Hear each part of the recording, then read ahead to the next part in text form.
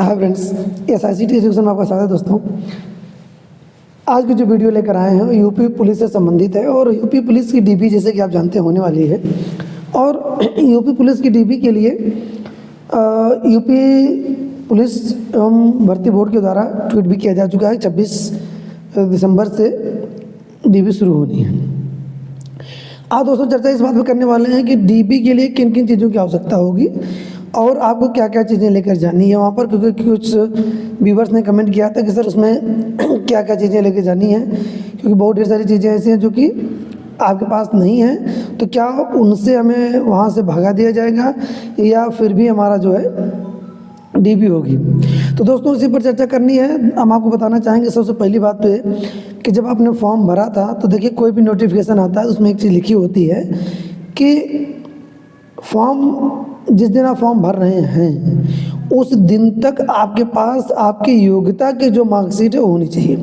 Number एक बात, यानी कहने का मतलब है कि ऐसा नहीं कि आप फॉर्म भर दीजिए उसके कुछ दिनों बाद आपकी जो योग्यता की मार्कशीट है वो मिले आपको। तो इसलिए विशेष ध्यान दीजिएगा कि कभी भी कोई भी परीक्षा जब आप देने जा रहे हैं तो जिस दिन आप फॉर्म भर रहे हैं अगर उसमें नोटिफिकेशन में लिखा हुआ है कि पूरा फुलफिल कर रहे हो आप योग्यता, तो ये बहुत आवश्यक है कि उस दिन जो है आप वो योग्यता पूरी कर रहे हो। तो इसलिए फॉर्म भरते समय आपने जिन भी चीज़ों का वर्णन किया है, वहाँ पर उल्लेख किया है, वो सभी चीज़ें आपको आवश्यक हैं ले जानी। जैसे हाई स्कूल इंटर की मार्कशीट, सर्टिफिकेट अलग अलग है, दोनों चीज़ें जाएंगी। साथ में अगर आप कैटेगरी में आते हैं तो कैटेगरी सर्टिफिकेट यानी जाति प्रमाण पत्र बहुत ज़रूरी है। ध्यान दीजिएगा क्योंकि खास करके OBC के लिए कुछ नोटिफिकेशन भी थी, उनको भी ध्यान दीजिएगा कि कुछ लोगों ने अगर पुराने जाति प्रमाण पत्र OBC की बात कर रहे हैं, अगर आपने पुराने जाति प्रमाण पत्र से वहाँ फॉर्म भर दिया है तो आपको जो कि उसमें एक डेट दी हुई थी उस डेट के बाद ही जाति प्रमाण पत्र निर्गत होना चाहिए था, तो होना चाहिए।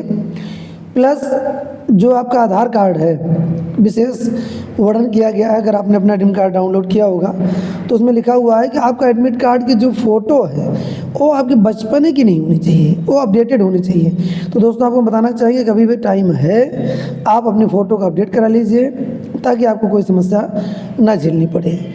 अगर पिता का नाम उसमें, क्योंकि देखिए बहुत ढेर सारे लोग जब अपडेट कराते हैं आधार कार्ड को तो उसमें पिता का नाम अगर आगे है तो हट जाता है, फिर पीछे नहीं रहता है। तो इसलिए अपना निवास प्रमाण पत्र बनवाइए या कोई अन्य डॉक्यूमेंट लेकर जाइए और उस डॉक्यूमेंट को लगाकर अपडेट करा लीजिए। तो अभी टाइम है, अपडेट हो जाएगा, तो उसको भी अपडेटेड होना चाहिए। अगर नाम डेट ऑफ बर्थ में भी कोई अगर करेक्शन है आधार कार्ड और हाई स्कूल की मार्कशीट में, तब भी आप जो है उसे करेक्शन करा लीजिए, अभी भी टाइम है।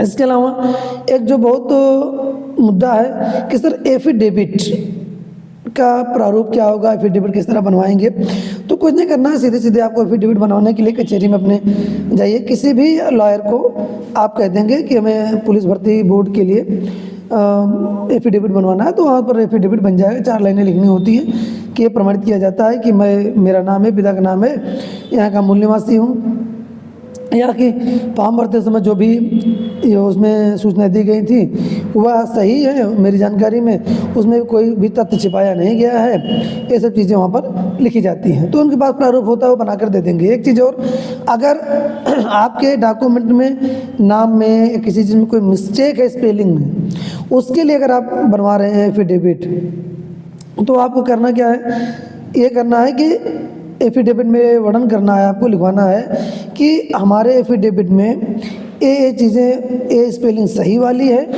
लेकिन चूंकि हमारे मार्कशीट में ये चीज़ें हैं इसलिए अभी हम वर्तमान समय में जो स्पेलिंग है वो हमारी ओरिजिनल ए रहेगी। इसका वर्णन आपको अपने एफिडेविट में करना है। इसके लिए भी कुछ नहीं करना है, सिंपल सा जो है 10 रुपये के स्टाम्प पेपर पे आपको एक एफिडेविट देना होता है। तो आप जाएंगे तो लोग अपना जो टाइपिस्ट होते हैं कचहरी वगैरह में, तो वहाँ पर तहसील में वो पहले से बना के रखे रहते हैं, उसमें आपका नाम वगैरह चेंज करके आपको दे देंगे, क्योंकि एक ऐसा मुद्दा है जहाँ पर कि कोई भी आप रिस्क नहीं ले सकते हैं। नंबर एक बात। दूसरी बात यह है कि आप अपना अगर दौड़ वगैरह भी से कंप्लीट नहीं कर रहे हैं तो फिर आप गलती कर रहे हैं। अपनी तैयारी को पुख्ता कीजिए पहले, और सब डॉक्यूमेंट, जो भी डॉक्यूमेंट्स हैं ओरिजिनल लेकर जाना है आपको, ध्यान दीजिएगा। अगर कोई जाति प्रमाण पत्र आपने जल्दी बनवा लिया था, उसमें मोहर वगैरह नहीं लगी है, तो उससे जनसेवा केंद्र से जाके जहाँ से आपने बनवाया था वहाँ से फिर निकलवा लीजिए, निकल जाएगा। मोहर वगैरह लगवा लीजिए प्रॉपर तरीके से उसको, क्योंकि ओरिजिनल ही वहाँ पर लगेगा। तो इसलिए, और एक चीज़, सेंट्रल गवर्नमेंट के जो जाति प्रमाण पत्र जारी हुए थे, तो वहाँ पर नोटिफिकेशन साफ साफ लिखा हुआ था कि राज्य सरकार से जारी, के तरफ से जारी जो जाति प्रमाण पत्र है वही मान्य है। तो इसलिए जाति प्रमाण पत्र जो आपने बनवाया था राज्य सरकार की ओर से जारी, जो जाति, चूँकि राज्य सरकार की नौकरी है, तो राज्य सरकार की ही नौकरी के लिए वहाँ पर जो है ये ज़रूरी है कि ये चीज़ें हों। तो इसलिए बहुत ज़रूरी है कि आप वहाँ राज्य सरकार के से जारी जाति प्रमाण पत्र को ले जाइएगा, अदरवाइज़ आपको समस्याओं का सामना करना पड़ सकता है।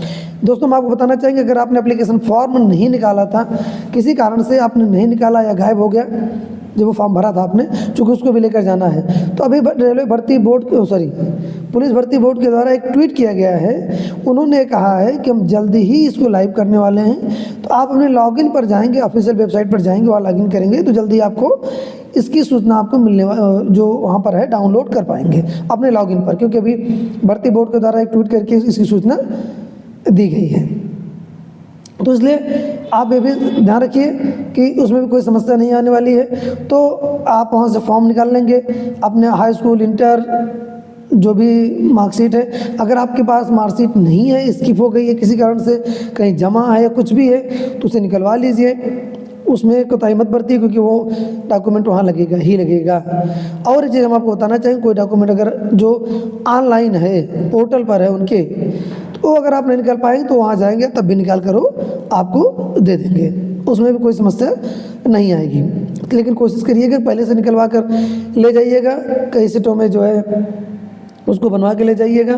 फ़ोटोज़ जो है, जो आपने भर्ती जिसमें लगाया था, कोशिश करिए कि वही फ़ोटो हो आपके पास, अदरवाइज आप अदर फ़ोटो भी ले जा सकते हैं, लेकिन वो फ़ोटो ज़रूरी है। अगर आप चाहेंगे तो लॉगिन करेंगे, जब एप्लीकेशन फॉर्म निकलेगा, एप्लीकेशन फॉर्म, तो वहाँ से उस फ़ोटो को आप निकाल पाएंगे, निकाल के उसको फ़ोटो बनवा सकते हैं। अदर फ़ोटो भी अच्छी क्वालिटी की फ़ोटो ले जाइएगा, विशेष ध्यान दीजिएगा, प्रिंटर से बनी हुई ब्लर फ़ोटो नहीं लेके जाइएगा वहाँ पर, इस चीज़ की विशेष ध्यान दीजिएगा, क्योंकि फ़ोटो जो मांगी जाती है वहाँ पर क्वालिटी अच्छी, कोशिश करिए कि लैब से अगर बन सके तो फ़ोटो लैब से बनवा लीजिएगा, ताकि आपको समस्या ना हो। एक चीज़ और कहना चाहेंगे कि आधार में, अगर आधार जो आपका है उसके बायोमेट्रिक्स को अनलॉक करके ले जाइएगा, बायोमेट्रिक लॉक ना रहे, अदरवाइज वहाँ पर जाएंगे, अदरवाइज़ तो फिर आपको अनलॉक करना पड़ेगा, फिर आपका समय खराब जाएगा, कोई मतलब निकलेगा नहीं।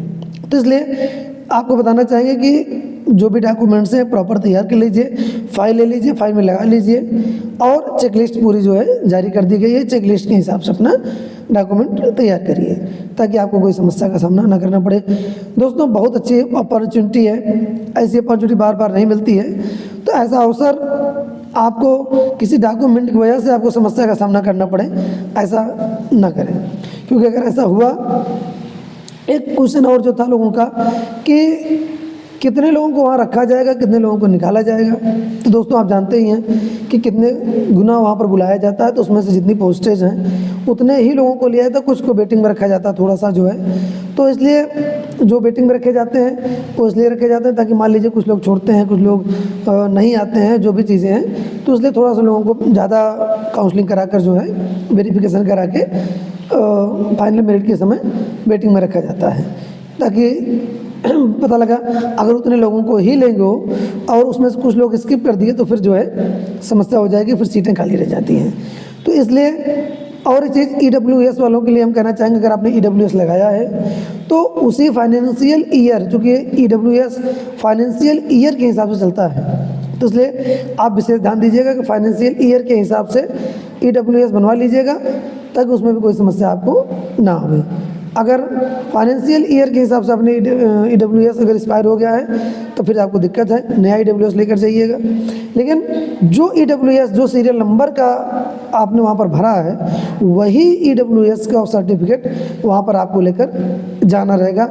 इस बात का भी विशेष ध्यान रखिएगा, क्योंकि आपको अगर देखिए वहाँ पर पूर्णांक और प्राप्तांक नहीं मांगा गया था जब आप फॉर्म भर रहे थे, वहाँ पर आपसे रोल नंबर मांगा गया, ये सब चीज़ें मांगी गई थी, जारी दिनांक मांगी गई थी। अब पता लगा जारी दिनांक वहाँ दूसरी थी और आप सर्टिफिकेट मार्कशीट दूसरी लेकर चले गए जो दूसरी जारी दिनांक की थी, तो फिर समस्या होगी। तो इसलिए फिर आपको एफिडेविट देना पड़ेगा कि आपने यहाँ पर दिखाया कुछ और लेकर आए हैं कुछ और, फिर उसके लिए भी आपको एफिडेविट बनाना पड़ेगा अलग से एक ठो। तो इसलिए वो बिना करना पड़े तो पहले से ही इस चीज़ों की तैयारी कर लीजिए और सब कुछ कंप्लीट कर लीजिए, ताकि आपको जो है कोई समस्या का सामना ना करना पड़े। किसी भी प्रकार की वीडियोस के लिए बने रहिए हमारे SICT एजुकेशन के साथ। लेटेस्ट वीडियोस हम लेकर आते रहते हैं आपके लिए। आशा है कि ये वीडियो आपको ज़रूर पसंद आएगी। धन्यवाद।